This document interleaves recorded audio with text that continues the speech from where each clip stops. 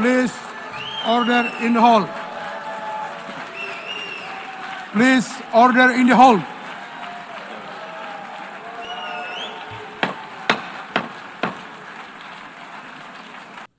You know, I'm sure you do, you know deep down that Israel is fighting your fight. For 3 decades now, peace and security have broken down in the east of the DRC. We see all the indicators of an attempt at extermination. The UN itself, through the mapping report, has documented the scale of these atrocities. This is not just a conflict. It is a silent genocide that the Congolese people have been suffering for more than 30 years. The Assembly will hear an address by His Excellency Benjamin Netanyahu, Prime Minister of the State of Israel. I request protocol to escort His Excellency and invite him to address the Assembly.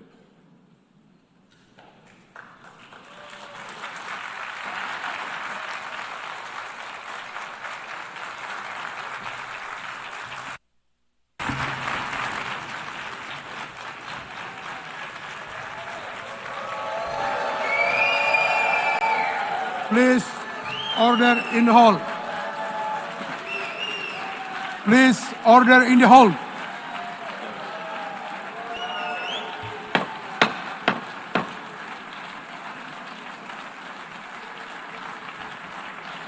Please, order in the hall.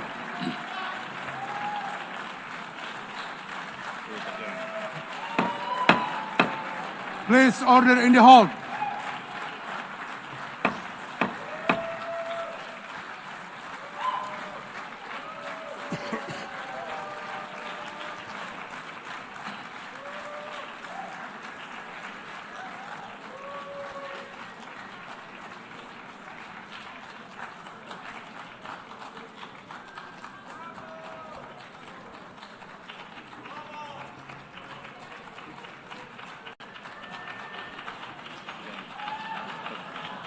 Please order in the hall and please be seated.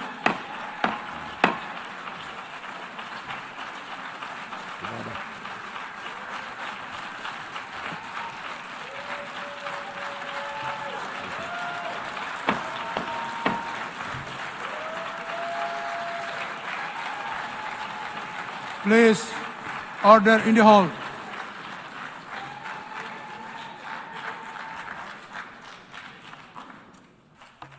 So here's where things stand today.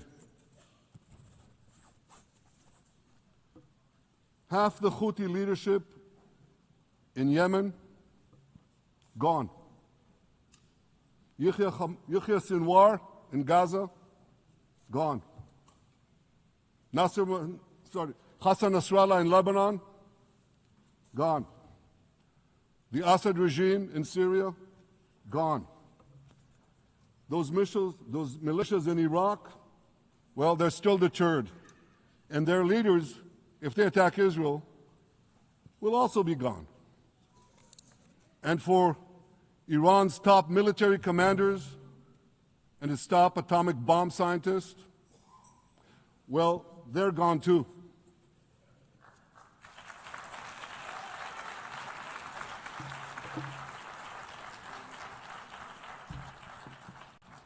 Israel's 12-day war with Iran, which I renamed Operation Rising Lion, that's from the Bible. This 12-day war will go down in the annals of military history. Our daring pilots neutralized Iran's missile defenses and took control of the skies over Tehran. And you saw this. Israeli fighter pilots and American B-2 pilots bombed Iran's nuclear enrichment sites. I want to thank President Trump for his bold and decisive action.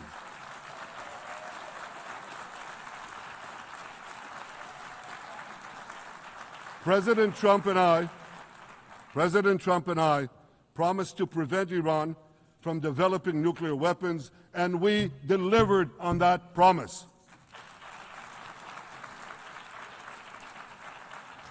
We removed an existential threat to Israel, and a mortal threat to the civilized world.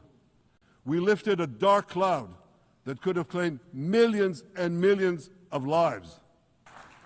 Thanks to the resolve of our people, the courage of our soldiers, and the bold decisions we took, Israel rebounded from its darkest day to deliver one of the most stunning military comebacks in history.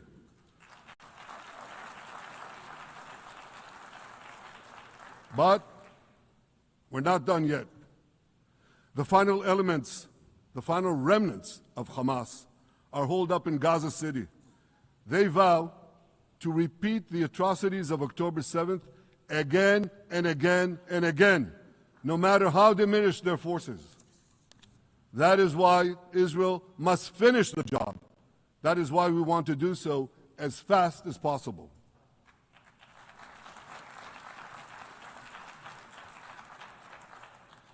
Ladies and gentlemen, much of the world no longer remembers October 7th.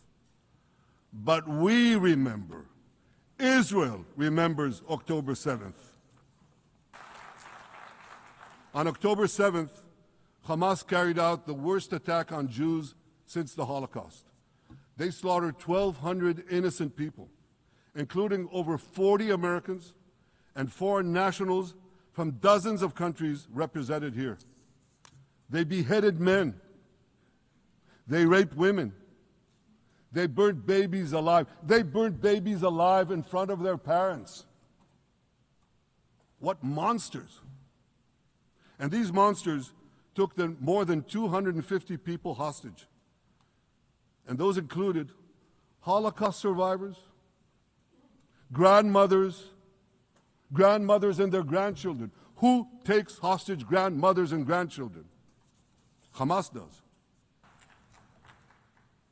Ladies and gentlemen, thanks to special efforts by Israeli intelligence, my words are now also being carried. They're streamed live to the cell phones of Gazans. So to the remaining Hamas leaders and to the jailers of our hostages, I now say, lay down your arms. Let my people go. Free the hostages, all of them, the whole 48. Free the hostages now.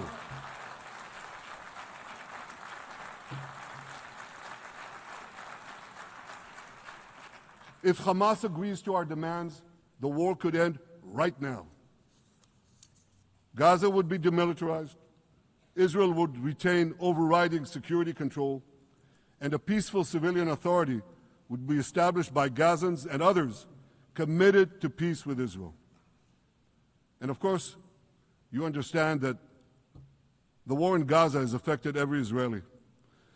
But I'm sure there are people in New York or in London or in Melbourne and elsewhere who are probably thinking, what does all of this have to do with me? And the answer is everything. Because our enemies are your enemies. So let's do something else first at the UN. Let's do a pop quiz. And raise your hand if you know the answer. Here's the first question. Who shouts death to America? Is it A, Iran, B, Hamas, C, Hezbollah, D, the Houthis, or E, all of the above? All of the above. Correct. All of the above. Second question. Who has murdered Americans and Europeans in cold blood? Is it A, Al-Qaeda, B, Hamas, C, Hezbollah, D, Iran, or E, all of the above? All of the above. Correct. Again. So here's the point I wanted to make. Our enemies hate all of us with equal venom. They want to drag the modern world back to the past, to a dark age of violence, fanaticism, and terror. This is precisely what Israel is doing in Gaza.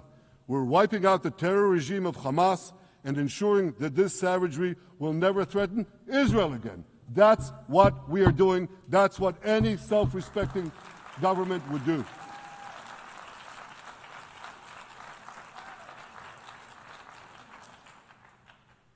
Yet, and it's a yet that I'm sorry to say here, yet over time, many world leaders buckled. They buckled under the pressure of a biased media, radical Islamist constituencies, and anti-Semitic mobs. There's a familiar saying, when the going gets tough, the tough get going. Well, for many countries here, when the going got tough, you caved. And here's the shameful result of that collapse. For much of the past 2 years, Israel has had to fight a seven-front war against barbarism with many of your nations opposing us. Astoundingly, as we fight the terrorists who murdered many of your citizens, you are fighting us. You condemn us, you embargo us, and you wage political and legal warfare, it's called lawfare, against us. I say to the representatives of those nations, this is not an indictment of Israel. It's an indictment of you. It's an indictment of weak-kneed leaders who appease evil rather than support a nation whose brave soldiers guard you from the barbarians at the gate. They're already penetrating your gates. When will you learn? You can't appease your way out of jihad, and you won't escape the Islamist storm by sacrificing Israel. To overcome that storm, you have to stand with Israel. Many Christians seem to think that blind loyalty to Israel is a badge of Christian honor, that it's practically the 11th commandment. I will explain to you why that belief is actually not biblical at all, but it's rooted in evangelical Christian teachings that blurred the lines between Israel and Zionism. I once believed that being a Christian meant embracing everything connected to Israel. But I was wrong. Today, I want to talk to you about why that belief was mistaken and why so many Christians are still trapped in it. Blind support of Israel is not faith. It is religious sycophancy. For starters, understand these three words: country, state, regime. Country, state, regime. A country refers to the land and the people. A state is the sovereign political legal entity. A regime is the particular government and system in power at a given time. That's why criticizing Bola Tinubu's regime doesn't mean that you hate Nigerians or the geographical territory of Nigeria. That's why on Sunday, 17th August, 500,000 protesters gathered in Tel Aviv, Israel, to demand an end to the war in Gaza. These are Israelis who disagree with the Netanyahu regime. Yet there are people who continue to support the current Netanyahu regime unconditionally. Blind loyalty to any regime, including your own countries, is idolatry. Faith is greater than that. Faith calls us to truth, to compassion, and to justice. Think of the prophets. Nathan stood before King David and told him the hard truth. He told him to his face about his adultery with Bathsheba and the arranged murder of her husband Uriah. Elijah faced King Ahab and told him the hard truth.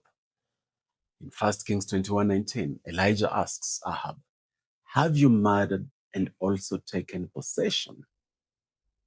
That's the same question that we are asking Netanyahu.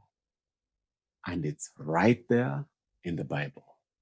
Amos declared, "Let justice roll down like waters, and righteousness like a mighty stream." Let justice roll down like waters. It doesn't exclude the people of Gaza, the children of Gaza, the women of Gaza. And of course, it doesn't exclude the Israeli civilians who were tragically eliminated on October 7, 2023. Let justice roll down like waters. Even Israel itself has known leaders who understood that everyone deserves peace and justice. Yitzhak Rabin was an Israeli prime minister, a soldier, and a peacemaker. Rabin believed that Palestinians deserved dignity, peace, and justice. He signed the Oslo Accords. He shook hands with Yasser Arafat. He said, "I consider myself to be a soldier in the army of peace." What about you? Because he dared to believe that peace was possible, he was assassinated by one of his own. If an Israeli leader could risk his life to say that Palestinians deserve justice and peace, Christians who follow the Prince of Peace must not be afraid to say the same. They must never be afraid. My fellow Africans, loyalty to the Netanyahu regime is not the same thing with loyalty to God. Praying for the peace of Israel, as Psalms 122 teaches, does not mean closing your eyes to the suffering of Palestinians. It means praying for peace that includes everyone who lives in that land, Jews, Muslims, Christians, everyone.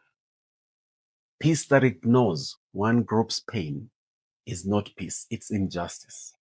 And injustice is never God's will.